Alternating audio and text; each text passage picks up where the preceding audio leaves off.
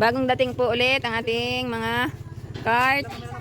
Check po natin ang mga tira. Para hindi makapanigarilyo. Yan, may tira pong ice crumble. Freezer lang po ulit yan. Ito po itatapon na. Check po natin ang arroz caldo. May tira po ngayon. Yan, dispose po tayo ng arroz caldo. Kakain po ang aking anak ng arroz caldo. Ano ba? Lagi na mainit. Check po tayo ang siomay. Yan po, konti lang po ang tira. Ang balot po. Yan, konti na lang din po ang tira. Ito po ang sinasabing hindi po araw-araw Pasko. Itong tindero, madami-dami pa ng kaunti. You cut my face, ha?